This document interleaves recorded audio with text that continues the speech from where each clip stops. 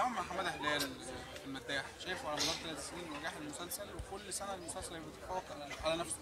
انا عايز اقول لك على حاجه، احنا السوشيال ميديا والدنيا كلها ربطاني انا وحماده هلال ان احنا ناجحين مع بعض باستمرار، في حين ان انا ما عملتش مع حماده هلال الا عملين، حلم العمر والمداح. ايوه. تخيل انت بقى، وحماده عمل حاجات كتير جدا، انما دول اللي انا اشتغلتهم مع حماده.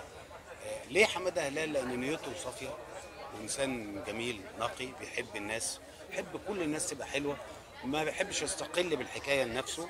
بيسال دايما انا عامل ازاي، انا شكلي ايه.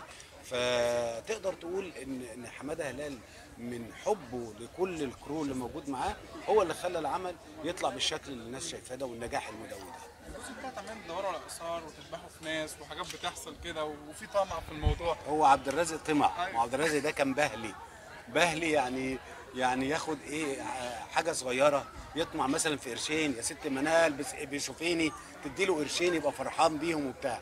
لما بقى في الجزء الثاني بقى اتشيك شويه وقعد في الوكاله ولبس وغير، شال الطربوش اللي كان بيلبسه على دماغه ده، غير في الجزء الثاني بقى شكله مختلف. جينا في الجزء الثالث بقى صاحب الوكاله هو اللي قاعد بقى في الوكاله، لبس العبايات وبقى بيه هو اللي كل حاجه في الوكاله دي. فبدأ يطمع بقى في فلوس اكتر، بقى الفلوس الاكتر تيجي من الدم وتيجي من الاثار وتيجي من الحاجات دي